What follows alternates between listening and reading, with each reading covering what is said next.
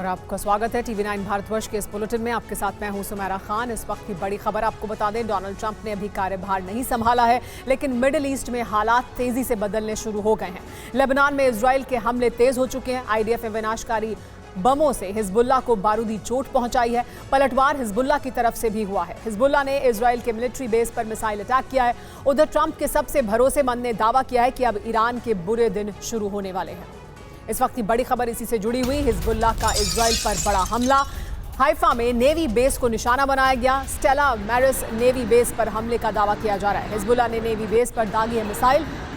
Haifa में इस navy base को निशाना बनाया गया है हिजबुल्ला द्वारा, जिसका दावा किया जा रहा है। हिजबुल्ला ने दावा किया कि उन्होंने इजराइल के नेवी बेस को मिसाइल से निशाना बनाया।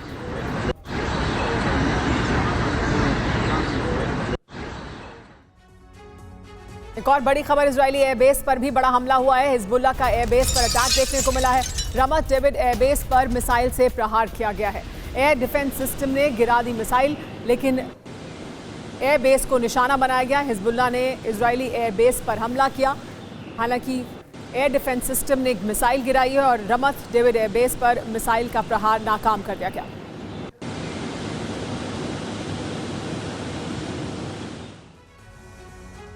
हिजबुल्ला की लेकिन लेबनान से इजराइल के हाइफा पर बड़े हमले लगातार किए जा रहे हैं। क्या जानकारी मिल रही है, ये सबसे पहले आपको वो बता देते हैं।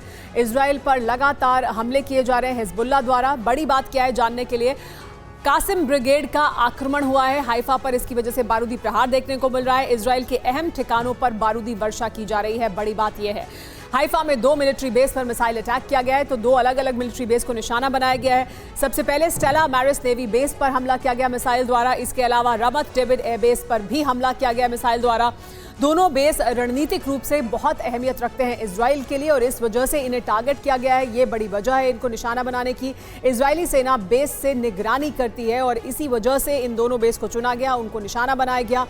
जानने वाली जरूरी बात यह है इस हमले से जुड़ी हुई कि 48 घंटे में 5 मिलिट्री बेस को नुकसान पहुंचाया गया है हिजबुल्ला द्वारा। यानी इजराइल के 5 एयरबेस हैं जिन्हें नुकसान पहुंचाया है। एक ट्रेनिंग बेस पर भी रॉकेट से हमला किया गया है। तो 5 ऐसे ठिकाने जो बहुत अहमियत रखते हैं इजराइल के लिए, उन पर हिजबुल्ला ने हमला किया है। हिजबुल्ला ने नसरुल्लाह की हत्या का प्रतिशोध ऑपरेशन शुरू कर दिया है। हिजबुल्ला ने पूरे इजराइल पर मिसाइल और रॉकेट की बरसात की है। इस हमले में इजराइल के कई सैन्य बेस तबाह हुए हैं। इंटरनेशनल एयरपोर्ट पर भी हिजबुल्ला की मिसाइल गिरी है। हिजबुल्ला ने पहली बार इजराइल के खिलाफ मेड इन ईरान मिसाइल का इस्तेमाल किया है।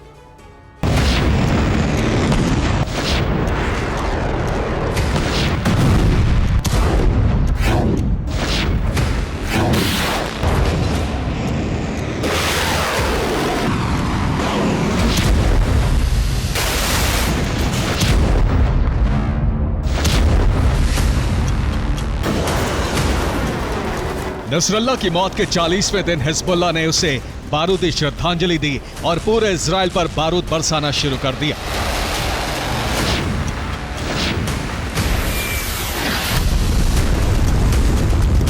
ये इजराइल के पश्चिमी गलीली के अविविम की तस्वीरें हैं। अविविम पर रॉकेट हमलों के बाद बड़े इलाके में आग लग गई।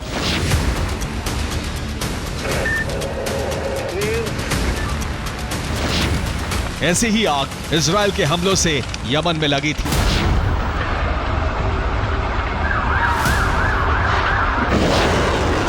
हिजबुल्ला के हमलों से इजराइल के शहर शहर में आग और धुएं के गुबार नजर आने लगे।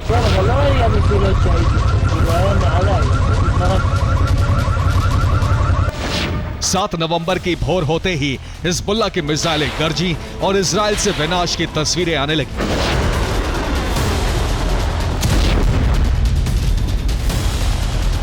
इजराइल के आसमान में हिज्ब के रॉकेट और ड्रोन उड़ते नजर आने लगे। हिज्ब के हमलों से अविविम में बड़ी तबाही हुई। हिज्ब का एक रॉकेट अविविम के उस क्षेत्र में गिरा जहां इजरायली सैनिक थे और धमाके के बाद आग लगी।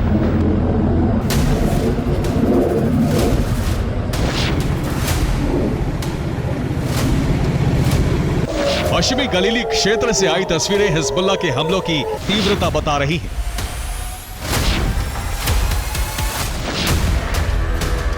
एक सर्वेलेंस कैमरे से मिसाइल गिरने की तस्वीर भी रिकॉर्ड हुई है। इजराइल ने हिजबुल्लाह के हमलों को रोकने के लिए अपने डिफेंस सिस्टम एक्टिवेट की।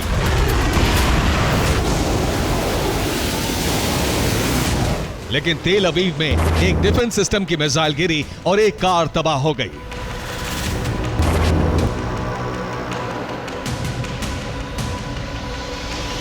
हिजबुल्लाह के हमलों से इजराइल के कई शहरों में आग लग गई। 7 नवंबर की सुबह तेल अवीव के क्षितिज पर धुआं ही धुआं नजर आने लगा।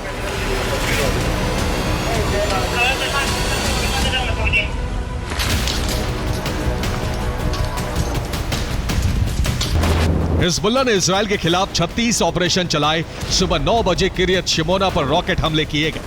ठीक इसी वक्त कफार गोल्द पर 20 से ज्यादा रॉकेट हमले हुए। 9:15 पर सासा सेटलमेंट पर रॉकेट बरसाए गए।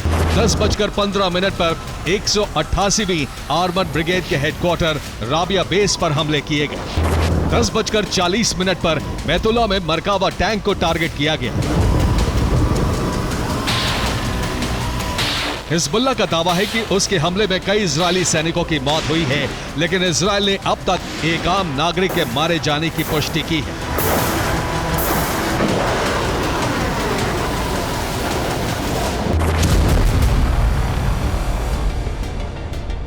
हिजबुल्लाह ने यह भी दावा किया है कि इजरायल के स्टेला नेवल बेस पर उसके लड़ाकों ने 6 नवंबर की शाम को 6:15 पर हमला किया। यह हाइफा में बना नेवल मॉनिटरिंग और सर्वेलेंस बेस है।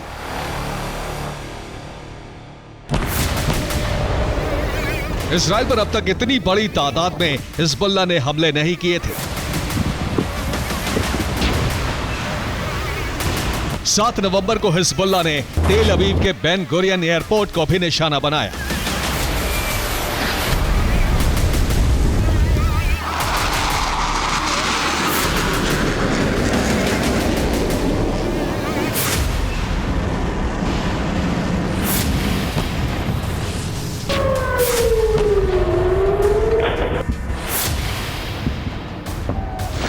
ये बेन गुरियन एयरपोर्ट पर हिजबुल्लाह के मिसाइल हमले की तस्वीर है।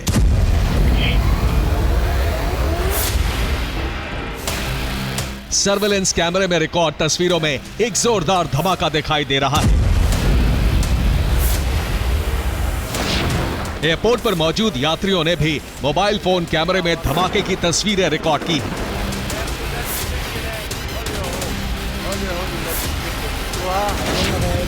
हिज्ब का एक रॉकेट एयरपोर्ट के सुरक्षा दीवार के करीब पार्किंग लॉट में गिरा और वहां एक गड्ढा बन गया।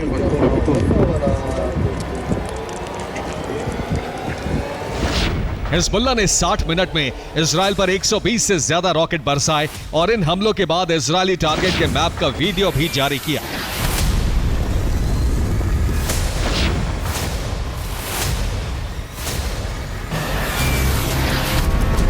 अमेरिका में डोनाल्ड ट्रंप की जीत के बाद इजराइल पर हिजबुल्लाह ने ताबड़तोड़ हमले करके संकेत दे दिए हैं कि इजराइल के ग्राउंड ऑपरेशन से ना तो उसकी ताकत घटी और ना ही अमेरिका में सरकार बदलने से उसका स्टैंड बदला है।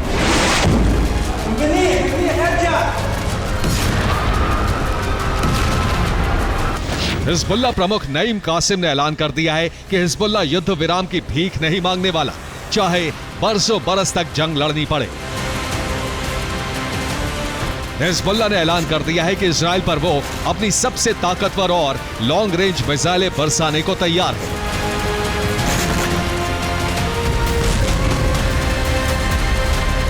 रिपोर्ट है कि ईरान से हिजबुल्लाह को नई मिसाइलों की सप्लाई हुई है।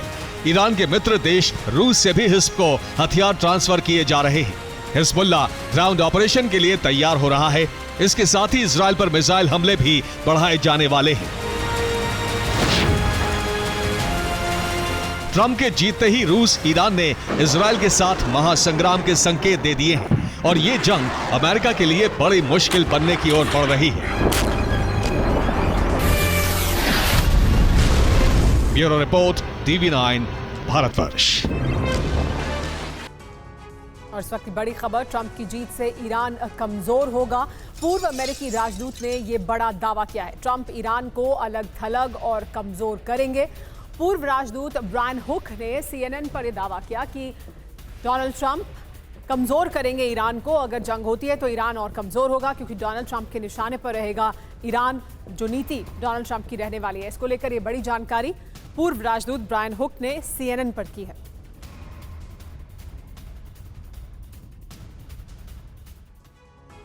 अमेरिका में ट्रंप रिटर्न, ईरान का क्या ये बारूदी अंत भी है? ये बड़ा सवाल क्यों पूछा जा रहा है? क्योंकि ट्रंप की जीत से ईरान की मुसीबत बढ़ेगी, ये कहा जा रहा है। ईरान के लिए ट्रंप का रुख आक्रामक होगा, दुनिया से अलग थलग और कमजोर हो जाएगा ईरान। ट्रंप शासन में ईरान पर ज्यादा प्रतिबंध लगे हैं। ट्रंप ने ईरान से परमाणु समझौता तोड़ा है। ईरान की वजह से ही मिडिल ईस्ट में अस्थिरता है। ये तमाम बयान ब्रायन हुक द्वारा दिए गए हैं। पूर्व राजदूत हैं अमेरिका के, और उन्होंने CNN के साथ बातचीत करते हुए ये तमाम अहम बातें कही हैं। अमेरिका में ट्रंप की वापसी के साथ ही इजराइल का जोश बढ़ गया है। अब इजराइल कभी भी ईरान के एटमी सेंटर पर हमला कर सकता है, क्योंकि ट्रंप ने भरोसा दिलाया है कि वो इजराइल की सुरक्षा से समझौता नहीं करेंगे। यानी आने वाले दिनों में अरब में न सिर्फ समीकरण बदल सकते हैं, जिस तरह के हालात अभी दिखाई दे रहे हैं।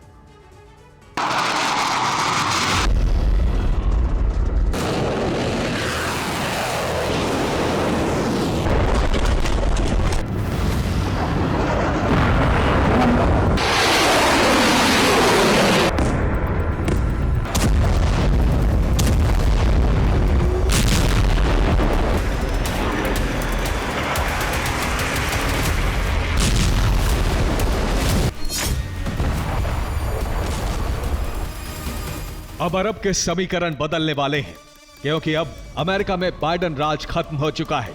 ट्रंप राज का दूसरा अध्याय शुरू हो चुका है।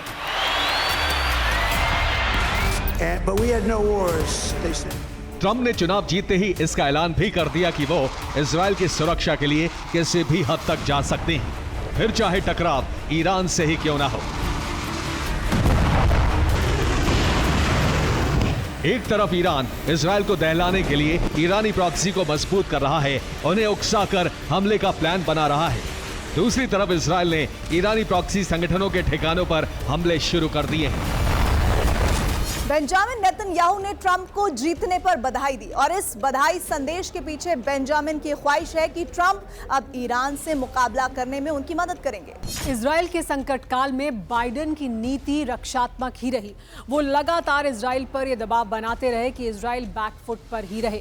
लेकिन अब डोनाल्ड ट्रंप के राष्ट्रपति बनने के बाद हालात बदल सकते हैं।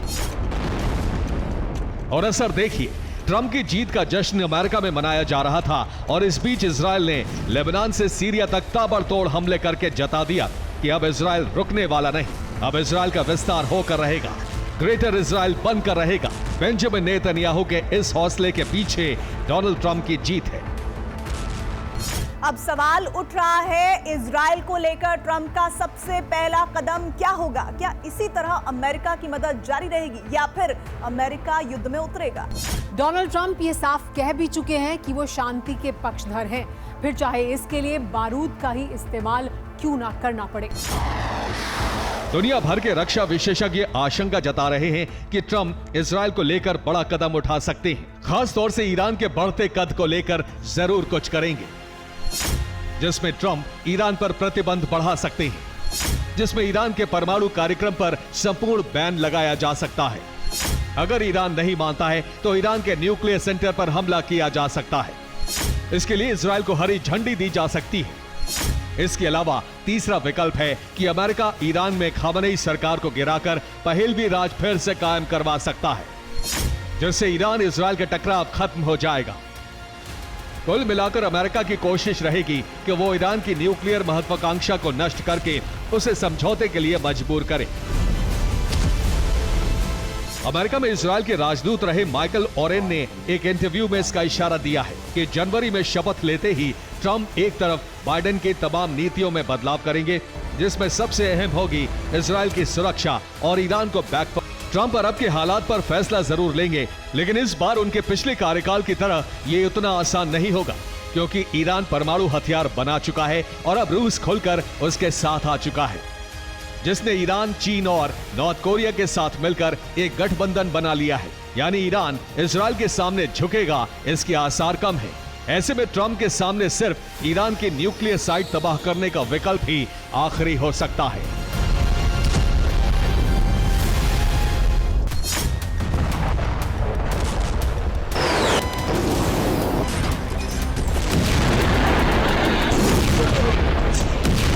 ईरान को भी इसका अंदेशा है कि कभी भी इजराइल हमला कर सकता है, इसलिए ईरान ने न्यूक्लियर साइट पर रूस से मंगाए S-400 डिफेंस सिस्टम लगा दिए हैं।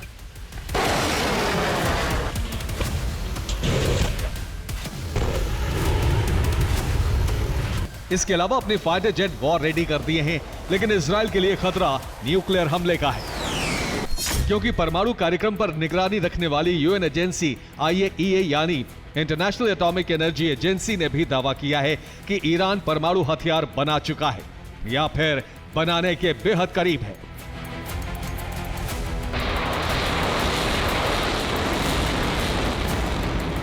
ऐसे में ईरान को काबू कर पाना ट्रंप के लिए बड़ा चैलेंज होगा, इसलिए डोनाल्ड ट्रंप ईरान में राजनीतिक अस्थिरता पैदा करके बड़ा खेल कर सकते हैं।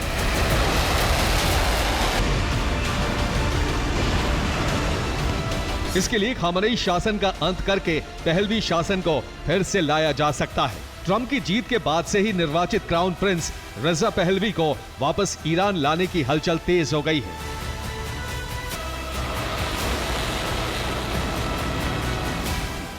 ट्रंप की जीत पर रजा पहलवी ने बधाई देकर खामनेई खेमे की धड़कनें बढ़ा दी हैं। उन्होंने सोशल मीडिया पर लिखा, आपके पहले टर्म में आप मजबूती के साथ ईरान के लोगों के साथ थे जो इस्लामिक रिपब्लिक के खिलाफ लगातार आवाज उठा रहे थे, जिन्हें लगातार धमकियां मिल रही थी, लेकिन आपकी हिम्मत से वो अड़े रहे। अब आपके पास फिर से इतिहास बनाने का अवसर है, ईरान के लोगों के साथ मिलकर शांति की स्थापना करने के लिए। कुछ वक्त पहले दिए एक इंटरव्यू में भी रजा पहलवी ने अपने इरादे जता दिए थे कि वो कैसे अमेरिका की मदद से दोबारा ईरान को 70 के दशक जैसा खुशहाल और खुली सोच वाला बनाना चाहते हैं। प्रिंस रजा पहलवी और उनके परिवार ने अमेरिका के वर्जीनिया में शरण ली हुई है, वहीं से वो ईरानी सत्ता में बदलाव का ख्वाब देख रहे हैं। अमेरिकी सत्ता में ट्रंप की वापसी से उन्हें उम्मीद जगी है कि खामनेई राज खत्म करके फिर से पहलवी शासन कायम किया जाए। अब ये ट्रंप के ऊपर है कि वो इसके लिए कौन सा विकल्प इस्तेमाल करते हैं, क्योंकि ट्रंप के लिए इस वक्त इजराइल की सुरक्षा सबसे बड़ा चैलेंज है। Bureau report, TV9 Bharatvarsh. और इस वक्त की बड़ी खबर, खामेनेई ने इजराइल को चेतावनी दी है। हिजबुल्लाह और हमास अभी तक जंग लड़ रहे हैं, ये इजराइल की हार के संकेत, कहा खामेनेई ने। नरसंहार के बावजूद लड़ रहा है हमास। हिजबुल्लाह ने IDF को लेबनान में कमजोर किया है।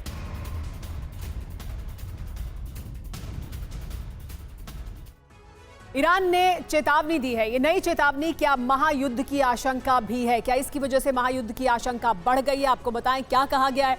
खामेनेई ने जो कहा है उसकी 5 बड़ी बातें क्या हैं। पहली बात यह कि हमास का अभी तक जंग में रहना इजराइल की हार है। इतनी बुरी तरह इजराइल की तरफ से हमले किए जा रहे हैं, फिर भी हमास लड़ रहा है वापस इजरायली डिफेंस फोर्स के साथ। दूसरी बड़ी बात यह कि हिजबुल्लाह में दुश्मन को हराने की ताकत है और नुकसान पहुंचा रहा है हिजबुल्लाह इजरायली डिफेंस फोर्स को। शीर्ष नेतृत्व की हत्या के बावजूद हिजबुल्लाह मजबूत है और मजबूती से लड़ रहा है, ये कहा खामेनेई ने। चौथी बड़ी बात यह कि बेरूत, सिडोन, तायरे से IDF को पीछे धकेला गया है, यानी इजरायली डिफेंस फोर्स का जो ऑपरेशन चल रहा है उसमें उन्हें नुकसान हो रहा है। और पांचवी बड़ी बात यह कि गाजा में नरसंहार इजराइल का कुरूप चेहरा है, लेकिन इसके मायने क्या है ये वो समझते हैं। प्रॉक्सी संगठनों को एकजुट करने की कोशिश है, उनका मनोबल बढ़ाने की कोशिश है खामेनेई द्वारा। इजराइल पर जवाबी हमले से पहले एक नई रणनीति बनाई गई है ईरान द्वारा और उसके तहत इस तरह के बयान दिए जा रहे हैं। खुद हमला न कर प्रॉक्सी से हमले करवाने की आशंका बढ़ गई है और ज्यादा। इसके अलावा आपको यह भी बता दें कि ट्रंप अमेरिकी चुनाव जीत चुके हैं। वो अगले साल 20 जनवरी को दूसरी बार अमेरिका के राष्ट्रपति बनेंगे। ट्रंप के चुनाव जीतते ही इजराइल ने लेबनान में बमबारी तेज कर दी। इजराइल लेबनान में हिजबुल्लाह के गढ़ पर जबरदस्त हमले हो रहे हैं। इजराइल न सिर्फ हिजबुल्लाह के ठिकानों को तबाह कर रहा है, बल्कि उसके अंडरग्राउंड टनल और हथियार गोदामों को भी जला रहा है। सवाल यह है कि ट्रंप के चुनाव जीतते ही इजराइल की बमबारी क्यों तेज हो गई है? इसके पीछे नेतन्याहू और उनकी सेना का क्या प्लान है?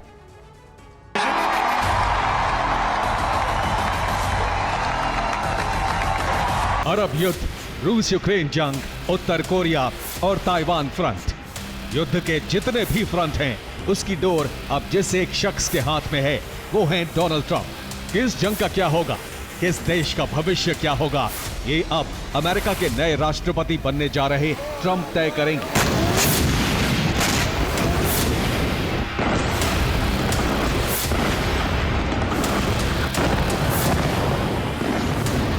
अमेरिका में सत्ता बदलने जा रही है। बाइडेन जाने वाले हैं, ट्रंप फिर से आने वाले हैं।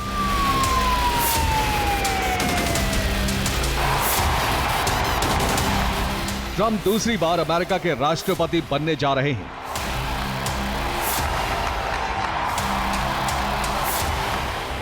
इस बार जैसे ही मोहर लगी, लेबनान में विनाश की आग बहुत भयावह हो गई।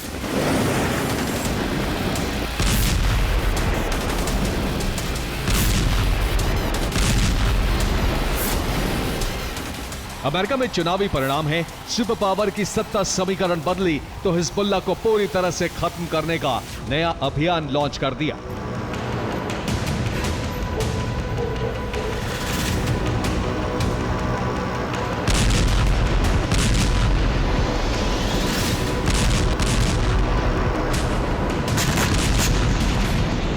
ट्रंप के चुनाव जीतने के बाद देर रात इजरायल ने लेबनान में अब तक की सबसे भीषण बमबारी की।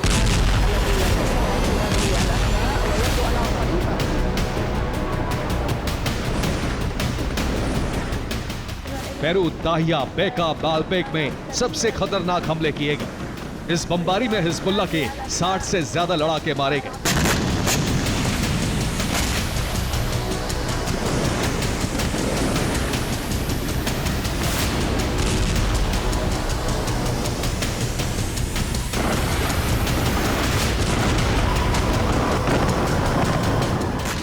लेबनान में घुसी इजरायली सेना अब बहुत ही खतरनाक ऑपरेशन चला रही है।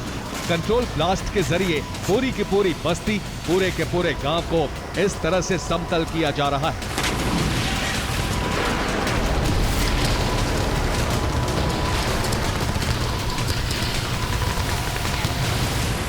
एक साथ कई धमाके और एक झटके में पूरा का पूरा इलाका कुछ इस तरह से खंडहर में तब्दील हो रहा है।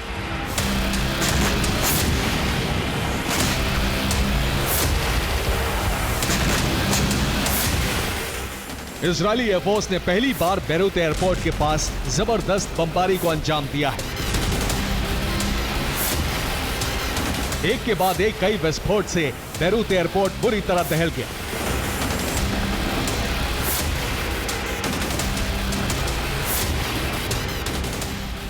बालबेक में इजरायली एयरफोर्स ने बारूदी धावा बोलकर 20 टारगेट को खत्म कर दिया।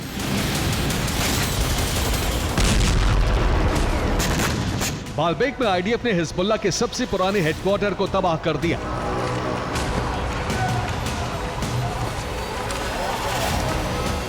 अल जबाल इलाके में हिजबुल्लाह की अंडरग्राउंड सुरंग और हथियार गोदाम को तहस नहस कर दिया।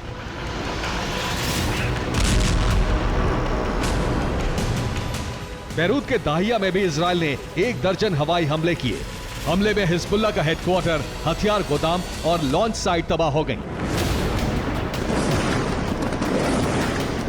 बेका में इजरायली सेना ने हिजबुल्लाह से जुड़े 11 टारगेट को बर्बाद कर दिया।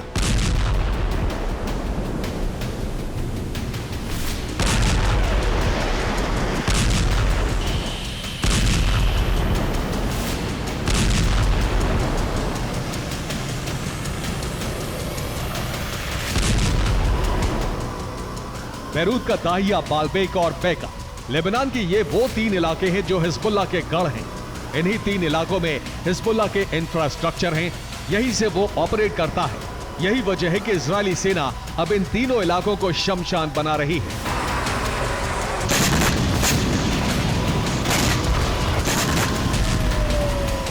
नेतन्याहू और आईडीएफ को आभास हो गया है कि ट्रंप युद्ध रुकवा सकते हैं। ऐसे में इजरायल ने लेबनान को लेकर अपना प्लान तैयार किया है।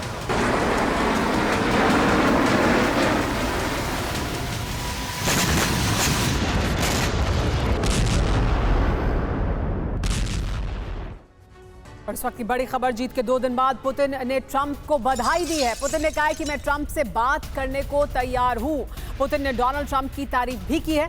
गोली लगने के बावजूद ट्रंप ने खुद को संभाला। ट्रंप ने साहसी तरीके से खुद को संभाला है। तो पुतिन ने अब 2 दिन के बाद कहा है कि वो बधाई भी दे रहे हैं और वो बातचीत करने के लिए भी तैयार हैं डोनाल्ड ट्रंप के साथ। तो ट्रंप की जमकर तारीफ की है पुतिन ने। इसके मायने क्या हैं, पुतिन के मन में क्या है, ये बड़ा सवाल है। पुतिन की 5 बड़ी बातें जो उन्होंने डोनाल्ड ट्रंप को लेकर कही हैं और जो कई सवाल उठा रही हैं। पहली बड़ी बात ये कि मुझे नहीं लगता ट्रंप से फोन पर बात करना गलत है। यानी ये कह रहे हैं पुतिन कि वो बात करने के लिए तैयार हैं। मैं ट्रंप के साथ बातचीत के लिए तैयार हूं, मुझे नहीं लगता कि फोन पर बात करना उनसे गलत होगा। ट्रंप बहादुर व्यक्ति हैं, हमले के बावजूद उन्होंने खुद को संभाला है। यानी ट्रंप की तारीफ भी कर रहे हैं पुतिन। चौथी बड़ी बात यह कि रूस यूक्रेन युद्ध पर ट्रंप को ध्यान देना चाहिए। ट्रंप का रुख यूक्रेन को लेकर और युद्ध को लेकर क्या है वो जग जाहिर है। ऐसे में पुतिन का यह कहना कि ट्रंप इस पर और ध्यान दें। और पांचवी बड़ी बात यह कि ट्रंप का आखिरी कार्यकाल है, वो क्या करेंगे ये उनका मामला है। यानी ट्रंप का यह आखिरी कार्यकाल है, वो बड़े फैसले ले सकते हैं। बड़े सवाल इसकी वजह से क्या उठ खड़े हुए हैं वो ये कि क्या रूस यूक्रेन युद्ध खत्म करना चाहते हैं पुतिन। क्या पुतिन उस ओर इशारा कर रहे हैं। और जानने वाली जरूरी बात यह है कि पहले दिमित्री पेस्कोव ने कहा था कि युद्ध में अमेरिका शामिल है और अब अमेरिका से बातचीत करने के लिए तैयार हैं। तो दावा यह किया जा रहा है कि ट्रंप ने रूस यूक्रेन युद्ध में शांति का मसौदा तैयार करना शुरू कर दिया है और इसकी कई शर्तें नेटो संगठन के लिए सकारात्मक नहीं है। देखिए क्या है ट्रंप का यूक्रेन रूस युद्ध विराम मसौदा और यूरोप के कई देशों की मुश्किलें कैसे बढ़ने वाली हैं। चुनाव प्रचार में डोनाल्ड ट्रंप ने कहा था कि कुर्सी संभालते ही रूस यूक्रेन युद्ध का 24 घंटे में समाधान करा देंगे।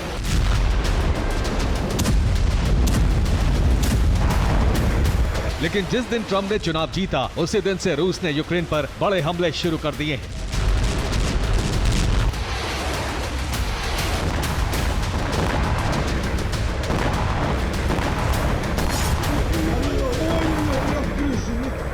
रूसी फौज के हमले से डॉनबास में एक इमारत तबाह हो गई। इस हमले में यूक्रेनी इन्फेंट्री के 40 जवान मारे गए।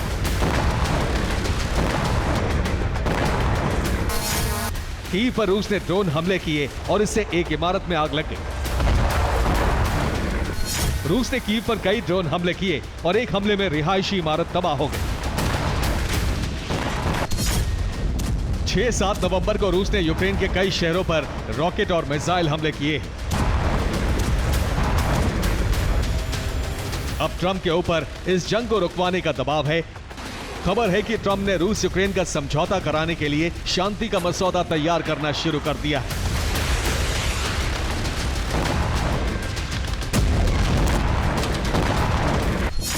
इस मसौदे के मुताबिक यूक्रेन को 20 साल तक नेटो सदस्य नहीं बनाया जाएगा। इसके साथ ही फ्रंट लाइन को डीमिलिटराइज्ड जोन बना दिया जाएगा। इस सौदे पर यूक्रेन सहमत हुआ तो हथियारों की सप्लाई जारी रहेगी।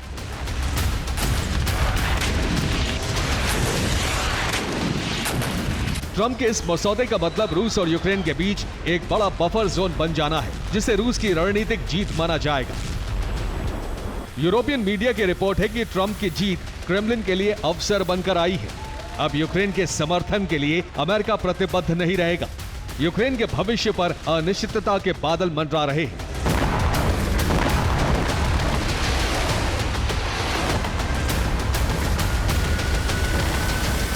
रिपोर्ट है कि ट्रंप और पुतिन की बातचीत भी हो चुकी है। खुफिया रिपोर्ट है कि पुतिन ट्रंप को जीत की बधाई दे चुके हैं, लेकिन इसे सार्वजनिक नहीं किया गया। पहले रिपोर्ट आई थी कि ट्रंप के करीबी एलॉन मस्क से भी पुतिन की बातचीत होती रहती है।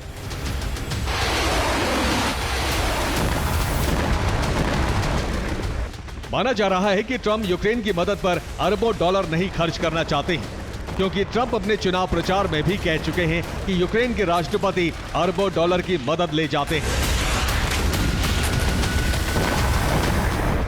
बाइडेन भी ट्रंप के इस रुख को जानते हैं और अमेरिकन मीडिया की रिपोर्ट है कि बाइडेन प्रशासन कांग्रेस से पारित मदद ट्रंप के सत्ता संभालने से पहले यूक्रेन को देना चाहता है। बाइडेन प्रशासन ने इस पर काम शुरू कर दिया है।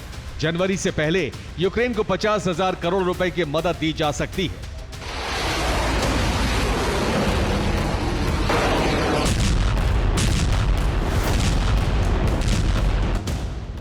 इसी मदद के जरिए यूक्रेन हथियार बना रहा है और रूस पर हमले कर रहा है।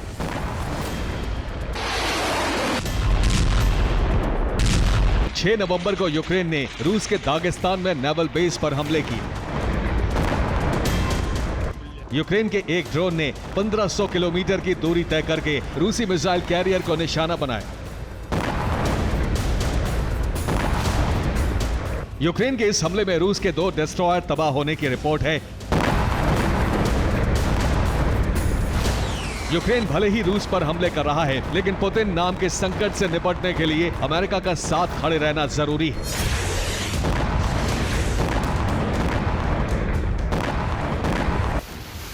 यूक्रेन ही नहीं, पूरे यूरोप के लिए पुतिन इस समय सबसे बड़ा संकट है। कई नेटो देशों की सीमाओं पर जंग हो रही है और आशंका है कि कभी भी नेटो देश पुतिन के रडार पर आ सकते हैं।